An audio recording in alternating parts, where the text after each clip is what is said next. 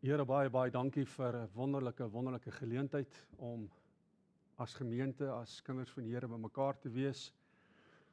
Vir hulle wat inluister, Here, ons het ons maar een begeerte, en dit is dat ons saligmaker verheerlik sal word in hierdie tyd. Ons is nie hier, Here, om deur mense aangesien te word nie. Ons is nie hier, Here, om te sê, ek kom maar net 'n verantwoordelikheid na nie. Nee, Vader, ons het 'n behoefte, ons het 'n begeerte om te hoor wat U vir ons vanuit U uitgesproke woord vir ons wil sê. 'n Voorreg, Here, om die blaaie van die Bybel te kan hê. 'n Voorreg om die waarheid in ons midde te kan hê.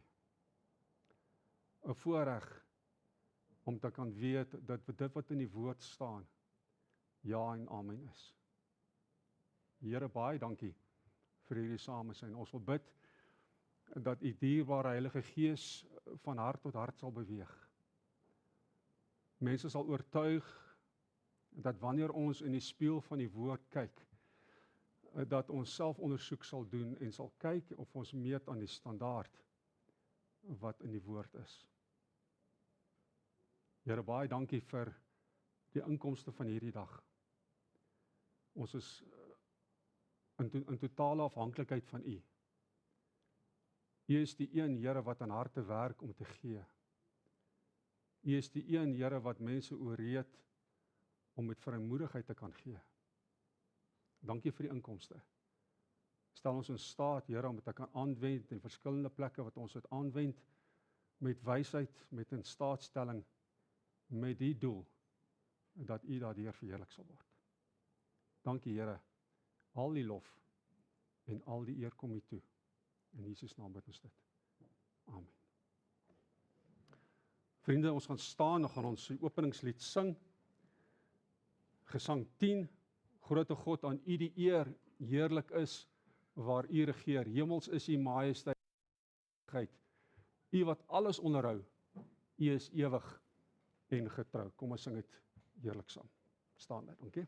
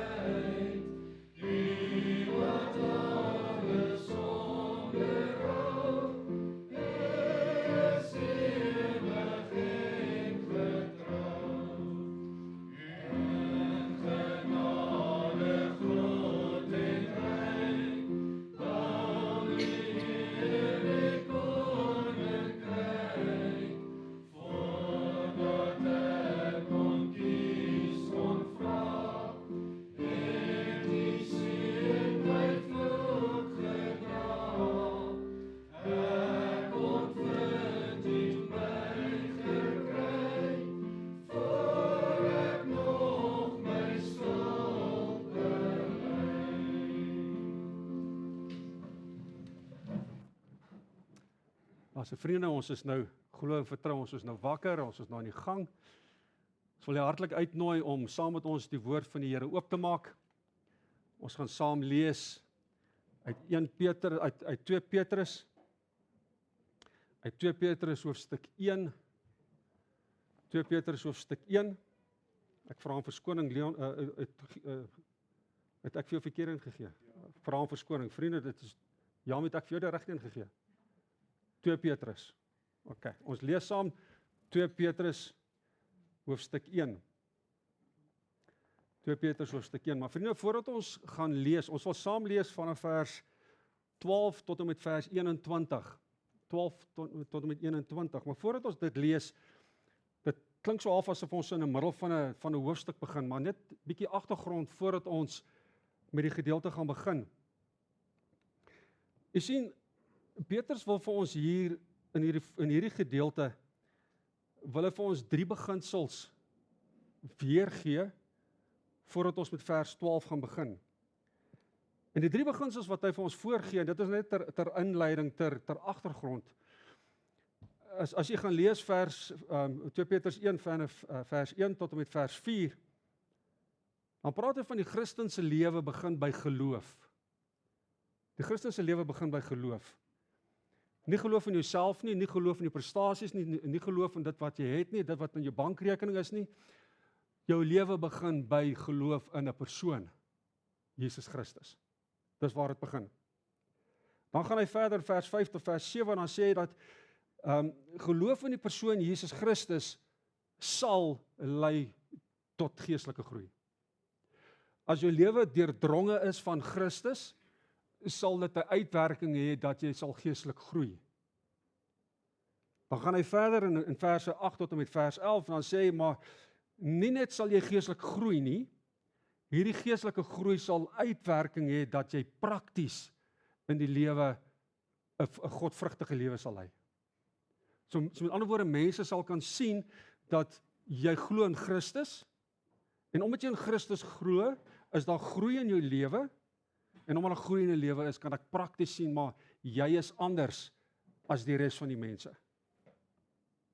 Kom ons lees vers 12, vanaf vers 12 in 2 Petrus. Vers 12 sê, daarom sal ek nie nalat om julle altyd hieraan te herinner nie, alhoewel julle wel dit weet en vas staan in die waarheid wat by julle is.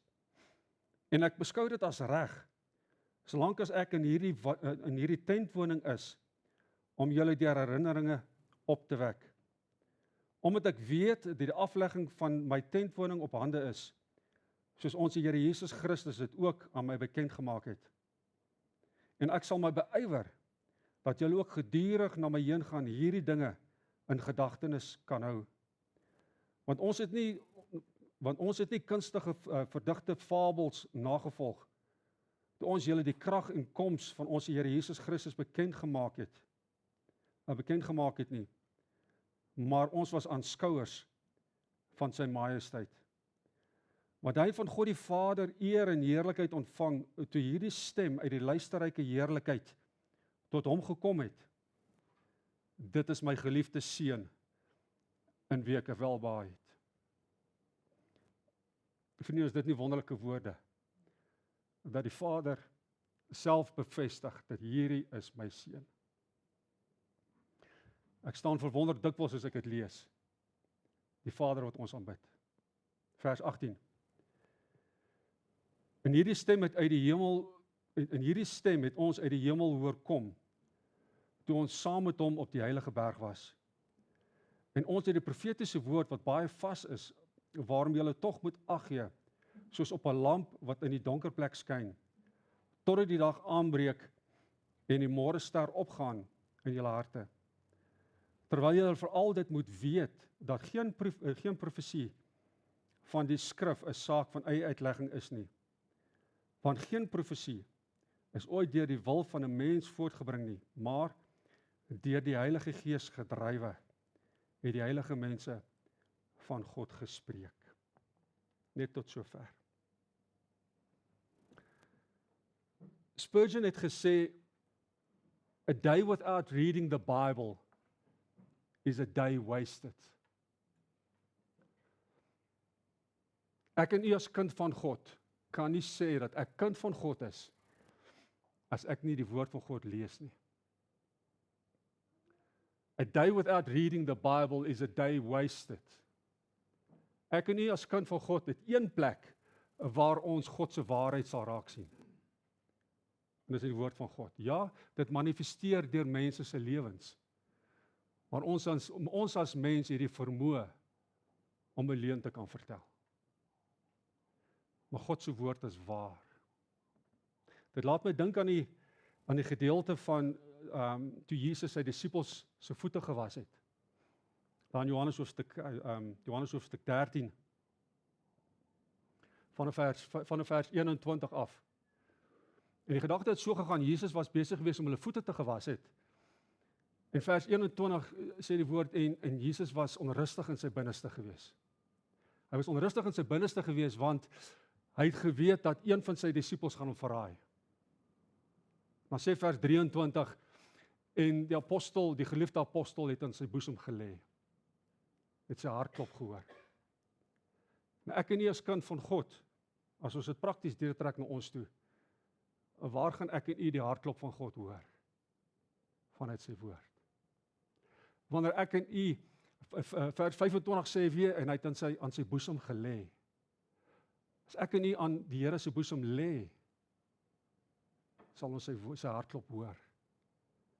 En sy hartklop sal die woord vir ons wees. Jy sien vriende, in die tyd wat ons lewe, is daar soveel valsheid, soveel bedrog, soveel leuns. Maar die een ding wat ek en u kan aan vashou, is dat daar waarheid is. Waarheid vanuit God se woord. En ek wil met u praat in hierdie môre onder die tema, word wakker en onthou. Het jy gehoor? Word wakker en onthou. Hier is 'n dringende oproep dat ons sal luister. Wat Petrus wil vir ons uit hierdie gedeelte ons herinner, of ons te sê, daar is maar een waarheid wat ek en u as kind van God kan navolg. En dis opgevat in sy woord. Jy sien vriende, 'n kerk, 'n gemeente, 'n kind van God wat getuig van wedergeboorte, sal 'n lewe lei wat onvergenoegd is met sy geestelike groei.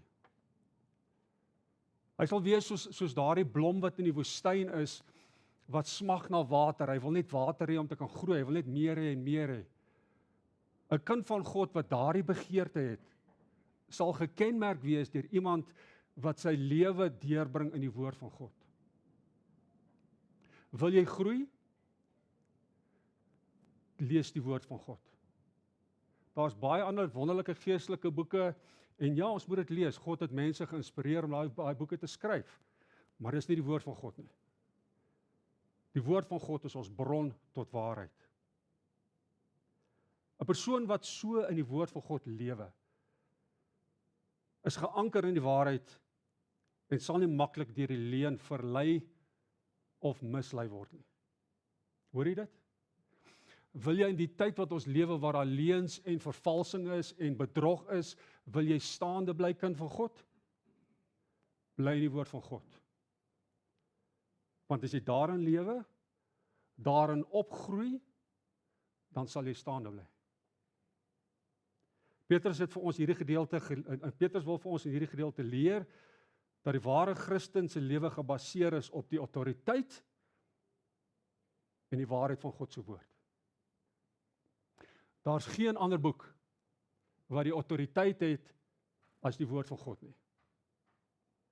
As die wêreld vir ons sê ons moet dit doen, hoe meer dit aan die woord van God? As dit kontra die woord van God is, verwerp ons dit. Maak nie saak wat die gevolge is nie. Ons verwerp dit. Jy sien vriende dat valse predikers en ongelukkig valse sogenaamde Christene vind dit maklik om deur mense verlei te word as hulle nie die woord van God ken nie. As 'n vroutjie wat saam met my werk en ons sit van tyd tot tyd tot ons 'n gesprek oor die dinge van die Here, oor die woord.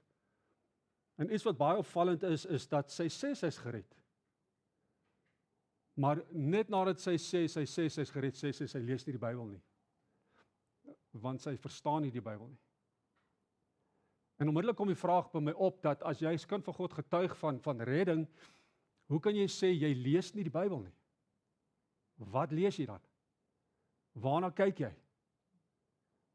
Niemand vir ons by wedergeboorte, en as jy self na jou eie lewe terugkyk, as ek kyk na my lewe, die dag toe die Here my siel uit genade gered het, het ek nie alles geweet nie. Ek dink nou nog minder as wat ek toe geweet het. Maar die Here progressief openbaar hy sy woord aan elkeen van ons. Maar daar's 'n beginplek. Die beginplek is wedergeboorte. En na wedergeboorte is daar die pad van 'n stap saam met die Here, en die pad stap saam met die Here is uit die lees van die woord. Soos 'n babatjie. As 'n babatjie gebore is, gaan jy nie vir hom 'n styk gee nie. Hy gaan hom miskien pruim, maar hy gaan hom nie kan eet nie. Ons gee vir 'n babatjie melk. En so wat die babatjie sterker word, progressief sterker word, so gee ons vir hom stelselmatig meer kos, meer vaste kos, totdat die jong man 'n bil in die huis is en hy eet jou uit die huis uit. Dit is hoe dit is met die kind van God.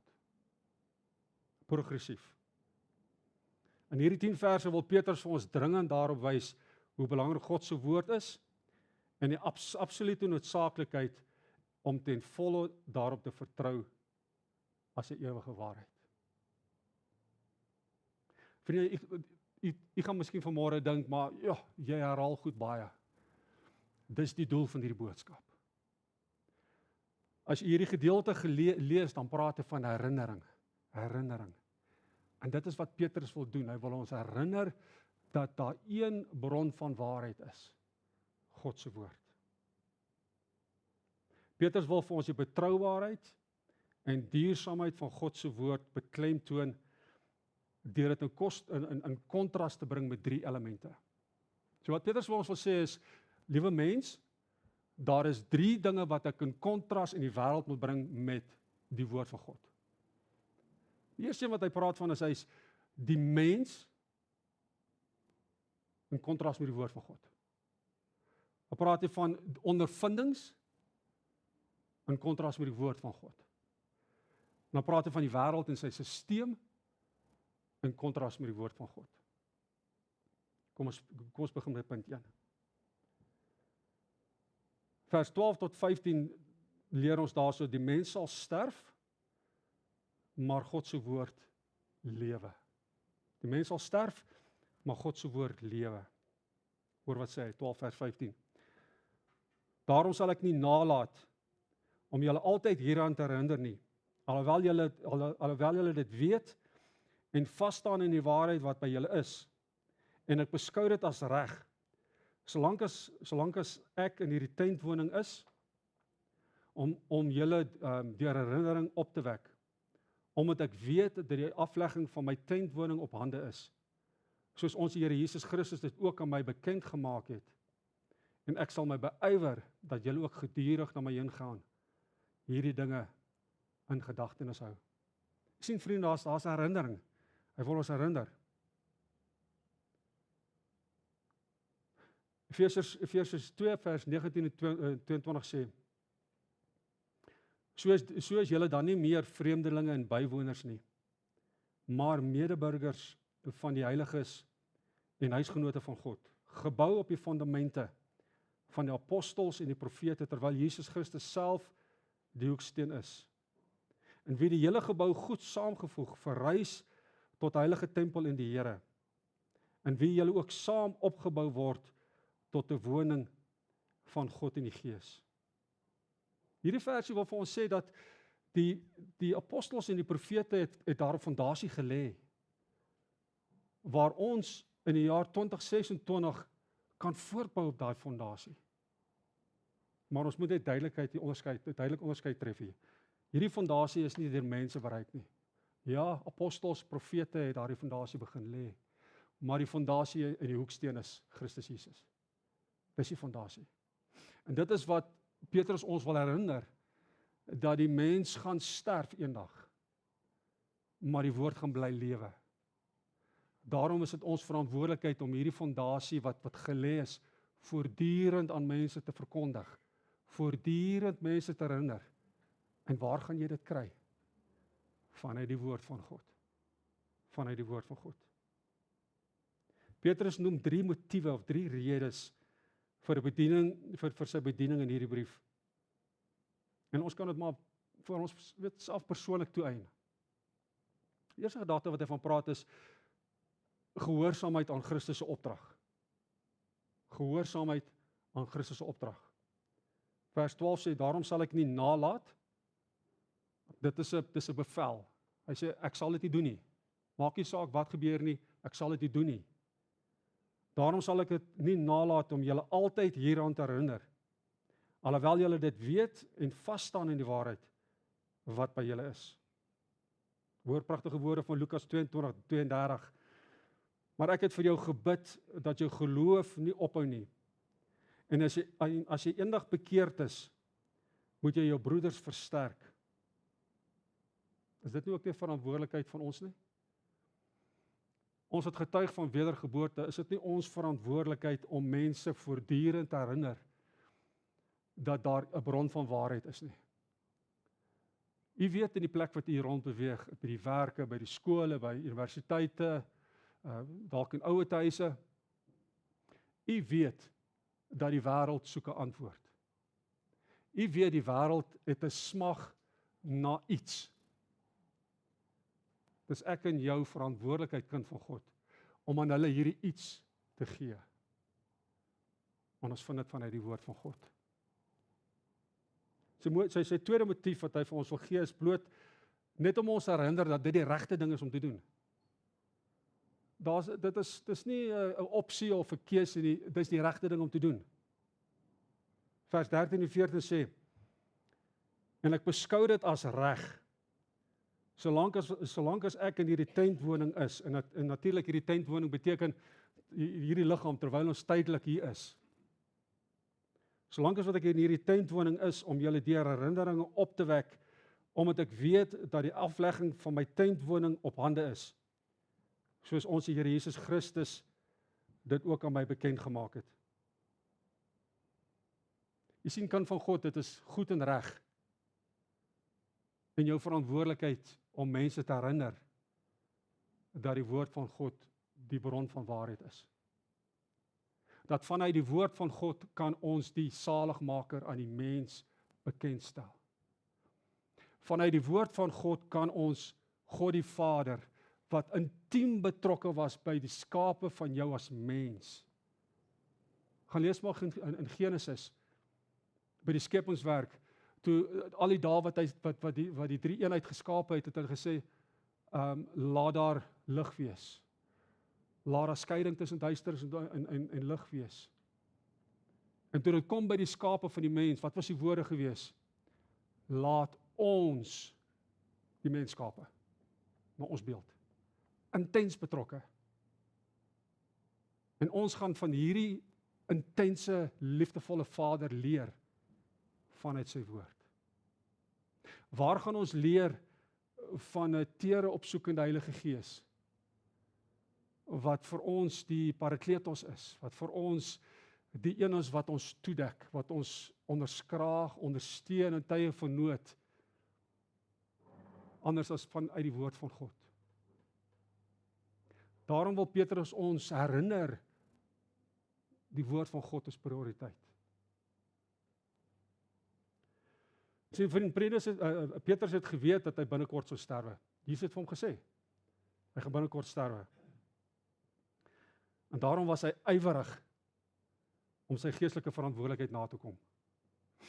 En die wonderlike woordjie, die woordjie ywerig, dit beteken om haastig te wees. Haastig te wees. As ek vir iemand sê, jy moet ywerig wees om hierdie werk vir jou te doen, as 'n ou 6 km/h loop, jy weet, dan is hy nie regtig haastig nie. Hy is nie ywerig om sy werk te doen nie. Maar wanneer iemand met durf en met spoed en met energie sy taak aanpak, dan kan jy sien hy's ywerig. Kind van God, luister mooi. Ek en u moet ywerig wees om hierdie onvervalste melk aan 'n mens te verkondig. Die onvervalsheid van die waarheid van Vader, Seun, Heilige Gees, wedergeboorte, vergifnis van sonde, genade, onbeskryflik groot. Ons moet ywerig wees, ons moet haastig wees om dit te verkondig. Jy sien vriende, dit is reeds een van die redes hoekom die Heilige Gees aan die kerk gegee was. Om die gelowiges te herinner aan die lesse wat reeds geleer is. Daarom sê Jesus in Johannes 14 vers 25 tot 26, dit het ek tot julle gespreek, terwyl ek by julle bly. Maar die Trooster, die Heilige Gees wat van die Vader in my naam sal stuur, hy sal julle alles leer en sal julle herinner aan alles wat vir julle gesê het. Wonderlike woorde. Is dit nie maar net vir ons net opnuut weer 'n versekering, 'n bevestiging? Ons is nie as wese agtergelaat nie. Maar vriende, ek ken die Engelse woordjie nag, né? Hou op aan my nag.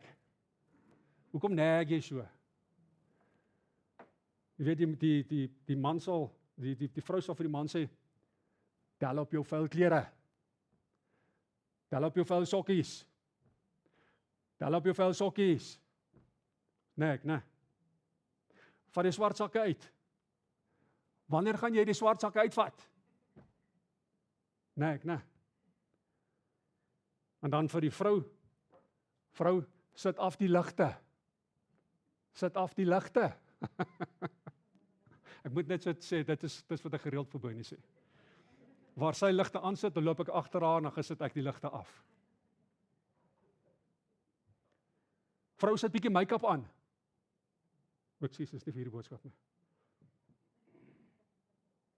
Vriende, maar weet verseker, die feit dat, kan ek die woord nag gebruik? Ek dink dit beskryf dit vir ons verstaan dit beter. Die feit dat die Here aan ons deur Petrus wil nag om te sê, mense, my woord. Hoor wat sê Paulus in Filippense 3 vers 1. Hy sê verder my broeders, en ons kan natuurlik hier sit susters, dit is nie net vir die manne nie, dit is vir almal. Verder my broeders, verbly julle in die Here. Dit is vir my nie lastig om dieselfde dinge aan julle te skryf nie. Hoekom? Dan antwoord hy dit, hy sê, dit gee julle sekerheid.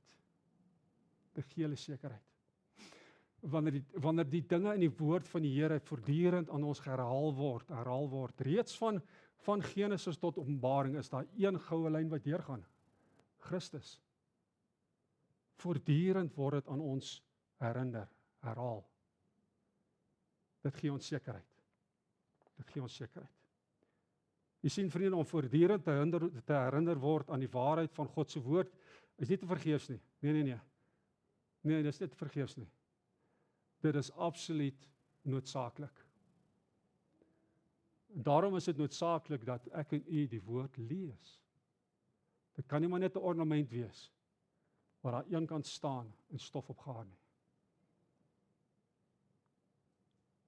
Ek ken die speletjie en die van u wat dit nou ken, gaan nou natuurlik die ouderdom weggee. Ek ken die speletjie telefoontjie, né? Telefoontjie. So die van u wat nou nie weet nie, die telefoontjie het so gewerk. 'n Persoon was 'n boodskapdraer gewees, en dan was daar 'n groep mense gewees, 10, 15 mense.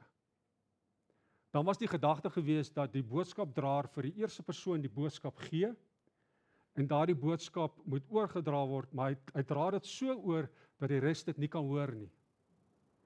So hy sê vir die persoon in sy oor, dit is wat die boodskap is. En dan is die gedagte dat die persone moet die boodskap oordra, sodat die laaste persoon dieselfde boodskap kan hê. En dit word ook gebruik in baie kursusse wat aangebied word vir kommunikasie en daardie tipe van dinge. Maar hoe dikwels die oorspronklike boodskap wat uitgedra is, kom hy heeltemal verwronge by die ander kant uit. Heeltemal.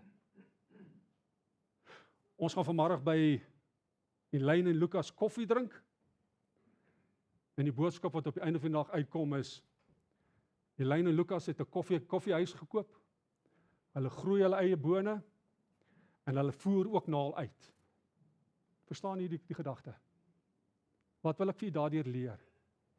Wil jy die woord vervlou hoor? Wil jy allerhande valshede hoor by ander mense? Rig jou oor tot die wêreld. Rig jou oor tot die wêreld. Maar wil jy eerstehands die waarheid van die woord hoor, die boodskap wat pertinent vir jou bedoel is, lees die woord van God. As jy telefoontjie gaan speel in hierdie wêreld, gaan jy 'n verwronge boodskap op die einde van die dag kry. Jy gaan 'n vervloude boodskap op die einde van die dag kry. Die krag van die woord, die krag van Christus, van die Vader, van die Heilige Gees, sal jy in die waarheid van die woord kry. Oorlegginge van mense en tradisies sal die wêreld vervlou. Dit sal die waarheid vervlou. En eintlik sal dit verdwyn. Daarom moet God se woord voortdurend gelees word. Petrus het geweet hy gaan sterf. Ek en u weet ons gaan sterf eendag. Maar die troos daarin is dat God se woord sal ewig bly. Daarom het Petrus gesê, hy's ywerig. Hy's ywerig. Want hy weet hy gaan eendag sterf. Die tweede gedagte, ondervindings gaan verby, maar die woord bly vir ewig. Ondervindings gaan verby, maar die woord bly vir ewig. 2 Petrus 1 vers 16 tot 18, want ons het nie kunstig verdigte fabels nagevolg, toe ons julle die krag en koms van ons Here Jesus Christus bekend gemaak het nie. Maar ons was aanskouers van sy majesteit. Want hy van God die Vader eer en heerlikheid ontvang, toe hierdie stem uit die luisterryke heerlikheid tot hom gekom het. Dit is my geliefde seun, in wie ek welbehae het. En hierdie stem het ons uit die hemel hoor kom, toe ons saam met hom op die heilige berg was. Vriende, die fokus op hierdie gedeelte is die verheerliking van Christus, op die berg van verheerliking. Die woord praat van hy het 'n gedaanteverwisseling ondergaan. Maar interessant, die skrywers van Matteus, Markus en Lukas, en jy kan daarvan gaan lees in Matteus 17 vanaf vers 1 en daarvolgens, en daarna Markus 9 vers 2 tot 8 en Lukas 9 vers 28 tot 36. Hierdie drie persone was nie daar gewees nie. Hulle was nie daar by die berg van verheerliking gewees nie. Maar tog die egtheid van God se woord is so getrou dat daardie drie gedagtes akkuraat neergepen was en daardie gebeurtenis verduidelik het.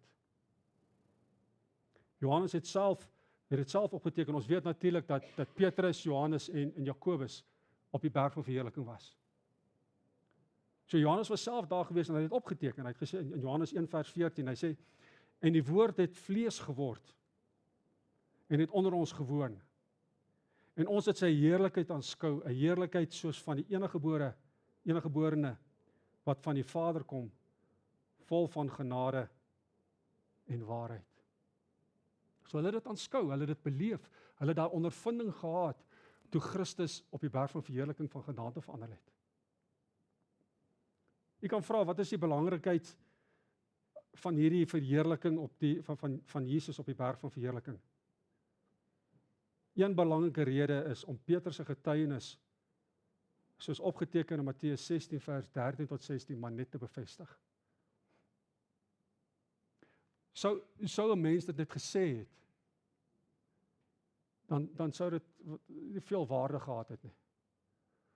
Maar omdat God onder leiding van die Heilige Gees Petrus daartoe in staat gestel het om daardie kosbare gedeelte neer te pen, is dit maar net een van die baie redes wat vir ons bevestig dat die woord van God eg is en waar is. Hoor wat sê die gedeelte. En toe Jesus in die streke van Caesarea Philippi kom, vra hy sy disippels en sê, wie sê die mense dat ek die seun van die mens is? En hulle antwoord, sommige Johannes die doper en sommige Elia en ander Jeremia of een van die profete. Hy sê vir hulle, maar julle, wie sê julle is ek? En Simon Petrus antwoord en sê, hy is die Christus, die seun van die lewende God. Wonderlik, wonderlik. Deur die getuienis van Petrus kan ons sien dat as dat hy ons sal 'n wonderlike bevestiging gee as ons lewe. Ekskuus, laat ek hier net oorlees. Deur hierdie getuienis van Petrus kan ons sien dat hy ons 'n wonderlike bevestiging gee as ons geloof in Jesus plaas en hom bely as Here en Meester. Jy sien, Christus se gedaanteverandering, in die Engels gebruik die woord transfiguration, het ook 'n baie belangrike doel vir Christus self gehad. Jy moet onthou, dit het vooraf gegaan, op daai stadium met Jesus self het hy geweet dat hy gaan gekruisig word. Hy het geweet die pad wat vir hom voorlê, hy het geweet hy wat vlekkeloos is, sondeloos is, hy het geweet daar's 'n pad van smarte wat hy moet stap. Hy het geweet dat daar 'n tyd gaan kom waar hy gaan uitroep, my Vader, waarom het U my verlaat? Hy het dit geweet. En God die Vader het gekom en het gesê, en hom net verseker en hom versterk. Vers 17. Hoor die woorde. Want hy het van God die Vader eer en heerlikheid ontvang, toe hierdie stem uit die luisterryke heerlikheid tot hom gekom het. Dit is my geliefde seun, in wie ek welbehaag het. Vriende, kan jy jouself voorstel wat dit vir Christus moes beteken het? Alhoewel die verhouding tussen hom en sy Vader onafskeidlik is. Maar net die wete dat hy gaan deur hierdie geweldige stryd gaan. Jy is my seun. En ek het 'n behaag in jou. Wanneer ons kyk na hierdie 3 gedeeltes wat ek nou net genoem het in Matteus, Markus en Lukas, wat verwys na Christus se verheerliking, gaan dit vooraf met 'n boodskap van 'n beloofde koninkryk. Beloofde koninkryk van God. Jesus het vir sy disippels gesê dat voordat hulle sal sterwe, sal sommige van hulle die koninkryk van God sien in krag. Hierdie het gebeur by die berg van verheerliking toe Christus sy heerlikheid aan Petrus, Johannes en Jakobus openbaar het. Jy sien, God is getrou, vriende, hy gaan nie vir ons iets sê en dit nie doen nie. Petrus kon met vrymoedigheid hierdie boodskap aan die mens herinner, want God was getrou. God is getrou. Hierdie was 'n woord om sy disippels te verseker, omdat hulle nie ten volle die boodskap van die kruis verstaan het nie. Jy weet, hulle het vrae gehad soos, maar as Christus moet sterf, wat word van die beloofde koninkryk waarvan hy gepreek het? Dan kom hy maar net om hulle te bemoedig en te sê, maar onthou, dis nie te vergeefs nie. Daar kom 'n koninkryk. En julle sal die heerlikheid van die koninkryk sal julle sien. Wat vir ons uitgebeeld sal word op sy verheerliking. Jy sien, vriende, ons verstaan nou beter hoekom Petrus hierdie brief in herinnering roep. Om die leuen en die valsheid van die wêreld te openbaar en te weerlê wat sê dat die koninkryk van God sal nie kom nie. 2 Petrus 3 vers 3 tot 7 sê, dit moet julle veral weet. Dit moet julle veral weet. Daai woordjie weet is daar's nie 'n in ons gebruik die woord two ways about it nie. Dis vas. Daar's geen betwyfeling nie. Dit moet julle weet, dat daar aan die einde van daai spotters sal kom, wat volgens hulle eie begeerlikhede wandel en sê, waar is die belofte van sy wederkoms? Want vanaf die vaders ontslaap het, bly alles soos wat dit was van die begin van die skepping af. Wat moetswillig vergeet hulle, dat daar van lankal af hemele was, en aarde wat uit water en deur water ontstaan het, deur die woord van God. Waardeur die toenmalige wêreld met water oorstroom is en vergaan het. Maar die teenwoordige hemele en die aarde is deur dieselfde woord as 'n skat weggelê en word vir die vuur bewaar teen die dag van oordeel en verderf van die goddelose mense. Jy sien, vriende, die hartseer is Paulus en Timoteus waarsku dat daar 'n dag sal kom dat sogenaamde belydelike Christene, en dalk van u wat dalk hier sit, of dalk iemand wat inluister, nie die gesonde waarheid sal wil hoor nie. Wat dalk Sondag vir Sondag in 'n diens sit, die kerkbanke warm sit, en nie die waarheid van God se woord sal aanvaar nie. Daar sal spotters wees. Daar sal mense wees wat sal sê, maar gaan dit gebeur? Wie sê dis waar? Wie sê dis waar? Jy sien vriende Petrus het nie net die glorie van Jesus gesien, maar ook die Vader vanuit sy glorie gehoor praat. Nou, ek kan myself nie indink wat daardie ervaring moes gewees het nie. Terwyl u weet, hy die seun van God daar, maar die Vader self praat en sê, dit is my geliefde seun. Petrus was 'n getroue getuie. Is ek en u getroue getuies? Is Jesus die seun van God? Ja. Hoekom? Wie sê so? God sê so. God sê so. En dan is dit al wat saak maak. Maak nie saak wat die wêreld vir jou probeer sê nie, vriende. God het gesê, dit is my geliefde seun. Hy het sy heerlikheid openbaar op die berg van verheerlikheid aan sy disippels. Dit is neergepen in sy woord. Selfs mense wat nie daar was nie, het dit neergepen, akkuraat neergepen. God het so gesê. Want hy het van God die Vader eer en heerlikheid ontvang, toe hierdie stem uit die luisterryke heerlikheid tot hom gekom het. Dit is my geliefde seun, wie ek welbehaag het. Die verheerliking en transformasie van Jesus is deur die getuienis van Petrus bewys van die waarheid van God se woord. Ons moet nie God se woord betwyfel nie, vriende. God se woord is absoluut waar. Ons was nie saam met Petrus, Johannes en Jakobus op die berg van verheerliking nie. Maar in die jaar 2026 baat ons by daardie ondervinding. Duisende jare later kan ons terugkyk en is amper asof ons, wanneer ons daai gedeelte lees, asof ons self daar is. Asof ons self dit beleef. As dit nie opgeteken gewees het nie, sou dit verlore gegaan het. Maar die wonderlikheid daarvan, daar was ondervinding wat hulle op daai stadium beleef het. Maar dit was vir ewigheid vasgevang in die blaaie van die woord. Daarom, ondervinding sal verbygaan, maar God se woord sal vir ewig bly. God se woord sal vir ewig bly.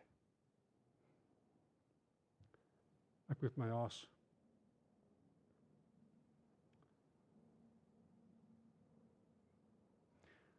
Die derde gedagte waarna ons kyk, die wêreld is duister, maar die woord skyn soos 'n lamp. Die wêreld is duister, maar die woord skyn soos 'n lamp.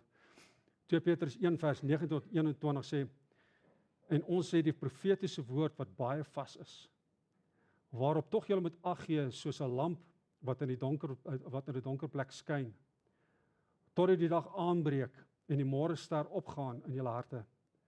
Terwyl julle veral dit moet weet, dat geen profesie van die skrif 'n saak van eie uitlegging is nie. Want geen profesie is ooit deur die wil van 'n mens voortgebring nie, maar deur die Heilige Gees gedrywe, het die heilige mense van God gespreek. U sal met my saamstem dat in die tyd wat ons leef, het die mens nogal redelik verbeter. Kom ek verduidelik. Daar's verbetering en vooruitgang in die mediese veld. Ons sien dit. Daar's verbetering en vooruitgang in die vervoerindustrie.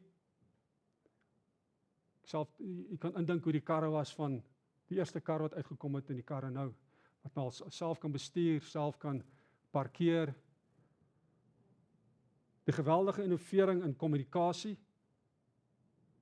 selfone, die TV's, AI, geweldige verbetering.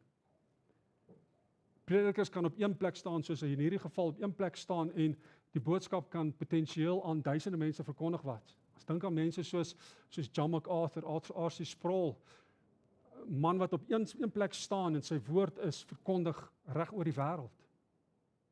Geweldige vooruitgang. Mense kan boeke skryf en dan hierdie een boek wat in 'n taal geskryf is, in soveel verskillende ander tale vertaal en dan versprei reg oor die wêreld. Die wêreld gaan vorentoe. Jy sien vriende, die wêreld het geweldig verbeter in die opsig van tydelike goed. Maar in hierdie woordjie maar het ek 'n hoofletter gemaak en ek wil dit beklemtoon, maar die hart van die mens bly boos. Daar kan soveel verbetering wees in die wêreld soos ons wil, as daar nie 'n verandering in die hart van die mens is nie, beteken dit niks nie. Ons almal kan getuig dat ten spyte van alle verbeteringe is daar geen waarborg dat jy langer gaan lewe en 'n beter lewe kan hê nie. Ons dink maar aan die mediese veld. Verskillende medikasies, verskillende prosedures, al daardie tipe van dinge wat geweldig vordering gemaak het.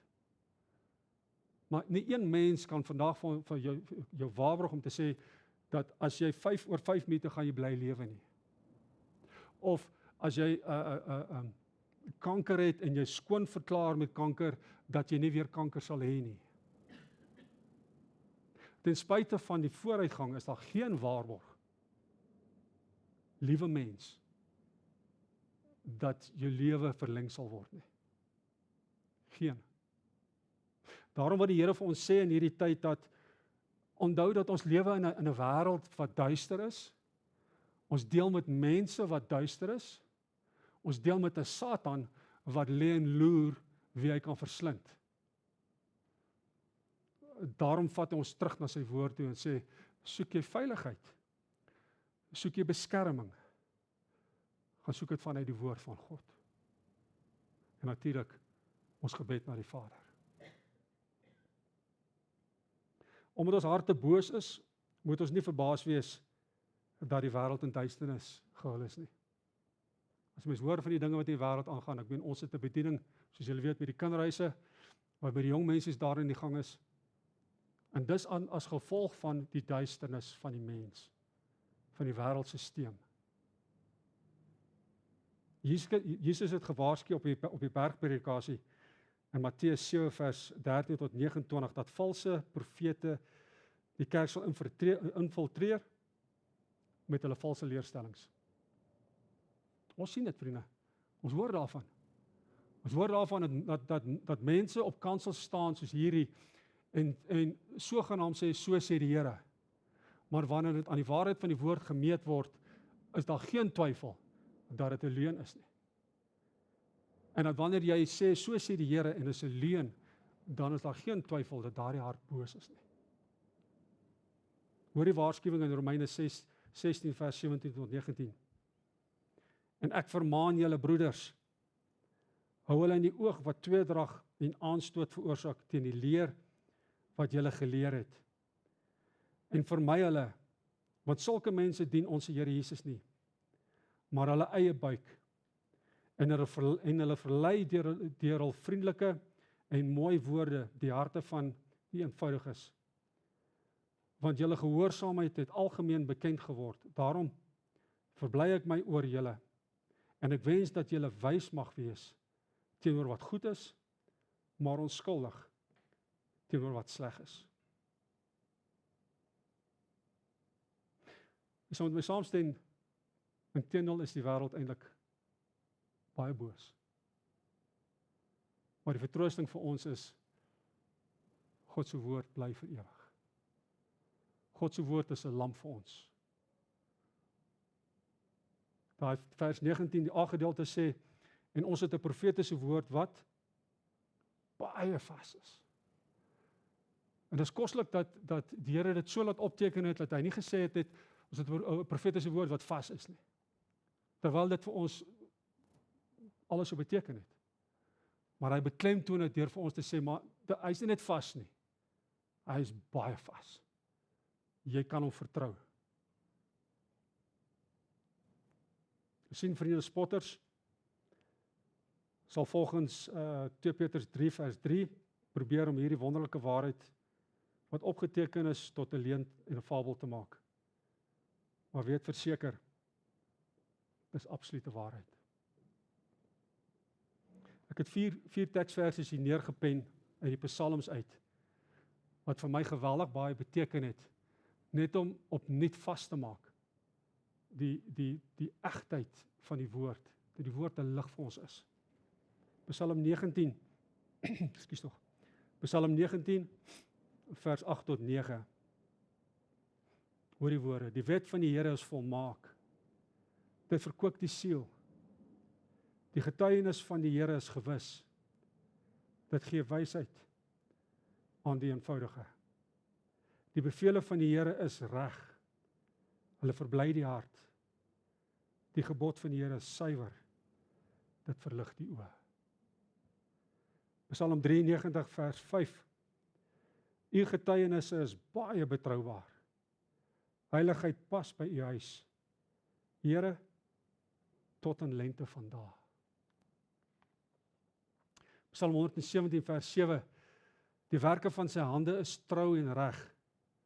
Al sy bevele is betroubaar. Vriende, bemoedig dit u nie?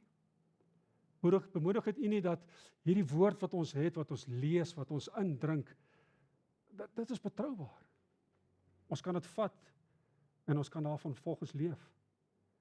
Psalm 119 vers 125 tot 28. Ek is u knegg, maak my verstandig dat ek u getuienisse kan ken. Dit is tyd vir die Here om te handel. Hulle het die wet verbreek. Daarom het ek u gebooie lief, meer as goud, ja as baie fyn goud. Daarom hou ek al die bevele aangaande alles verreg. Elke leenpad haat ek. Vriende, God is lig. En omdat hy lig is sy woord lig. Sy woord is lig. Kostelike teksversie, en is baie bekende teksversie, Psalm 119 vers 105. U woord is 'n lamp vir my voet en 'n lig vir my pad. In die tyd wat ons lewe, is daar baie onsekerheid. Maar weet verseker, wanneer ons God se woord lees, sal hy ons rig. Gaan ons alles verstaan? Nee. Ons sal alles verstaan die dag wanneer ons in die hemel is. Maar nou progressief gaan die Here vir ons openbaar dit wat jy nou nodig het. Maar as jy nie sy woord gaan lees nie, gaan jy nie die antwoord kry nie. Ek en jy as kind van God het 'n geweldige verantwoordelikheid. En die verantwoordelikheid is, die wêreld lees vir my en vir jou. Hulle lees vir my en vir jou. Hulle kyk na my en jou en sê, dikwels hoor jy mense sê, maar dis 'n kind van God. Maar hoor jy aan die ander kant sê hulle, maar as dit 'n kind van God is, wil ek nie kind van God wees nie. Ek wil hierdie illustreer. Ek onthou as jongman toe ons op die plaas was, het ons vlakhase gejag. Nou, van u wat weet wat is 'n vlakhaas, met 'n paar groot ore en hy kan hardloop. Om hom te vang is nie 'n speletjie nie. Veral as jy hom deur die dag probeer vang. So nou met jare het ons nou uitgevind, die maklike manier om hom te kan skiet is in die aande. So die vlakhaas werk so, hy sal hardloop totdat hierdie skerp, wat is 'n ander woord vir spotlight? Spotlight, okay. Wanneer hierdie skerp spotlight op hom skyn, dan staan hy. En jy kan hom skiet. Pas dit toe vir ons. Ons moet so gevul wees met die lig van God, dat die wêreld na ons kyk, dat hulle sal kyk en sê, maar, hier is iets anderste.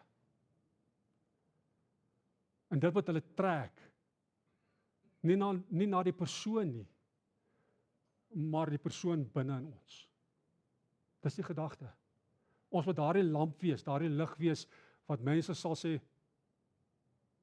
hy's anderste. En daardeur sê ek nou nie dat die wêreld vlakhase is nie.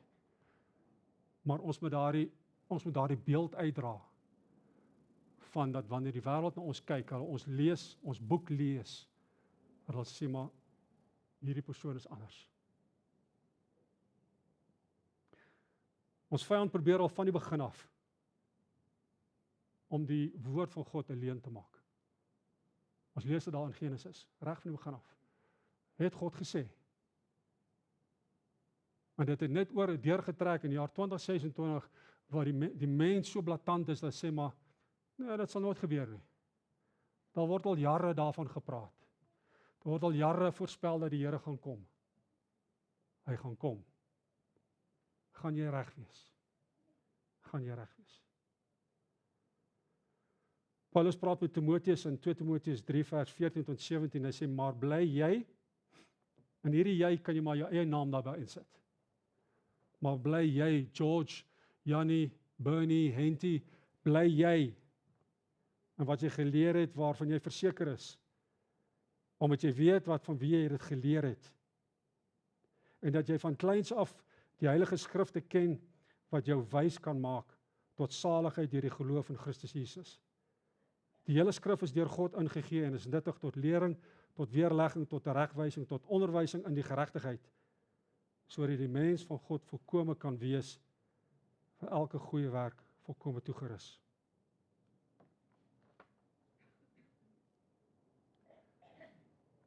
Ek maak amper klaar, vriende. Ek gaan nie oortyd vra in die kerkraad, hoor. Jy kan met die woord van God, kan jy jou sondige lewe regverdig baie maklik.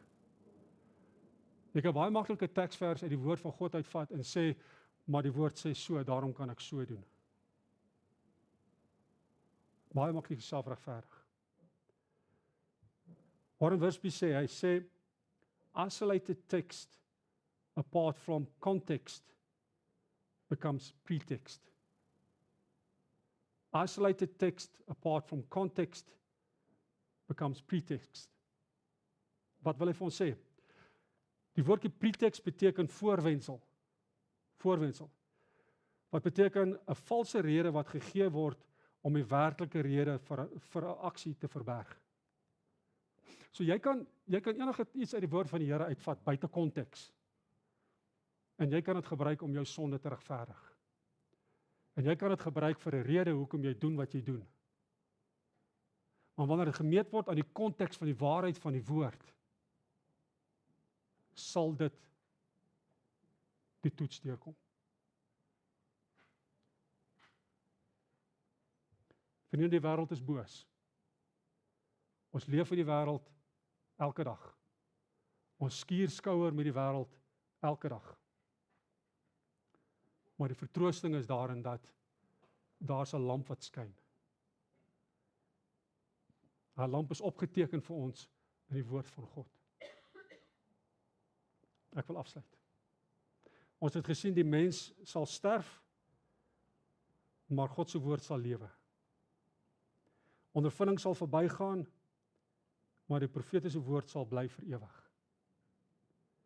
Die wêreld is in duisternis, maar God se woord skyn soos 'n lamp. Die kind van God wat sy lewe bou op God se woord en met verlange uitsien na sy komende redder, sal nie maklik verlei en mislei word deur valse leraars en valse leerstellings nie. Hoor jy dit? As u lewe bou op die waarheid van God se woord, sal jy nie verlei word nie. 'n Gemeente of 'n kind van God wat slaap, word die speelplek van die duiwel. Kind van God wat slaap, gemeente, Berea gemeente, as u slaap, gaan u die speelplek van die duiwel word. Hy gaan u verlei. Word wakker, onthou. Kom ons sluit af. Here Jesus, baie dankie. Here, u woord het geen einde nie. Psalm 119, 130 sê, die opening van die woorde gee lig, dit maak die eenvoudiges verstandig. En as ons kyk na die tye wat ons leef, Here, dat die wêreld handel met soveel dwaasheid, terwyl hulle in hulle tydelikheid so ver verbeter, maar tog in die ewigheid so dwaas is. Dat hulle u kosbare woord, wat u vir ons agtergelaat het, hanteer asof dit geen waarde het nie. Dis my hartsgebed vir Berea Christen Gemeente, Here, dat ons sal wakker word en sal onthou die herinneringe wat u laat opteken het in die onfeilbare woord.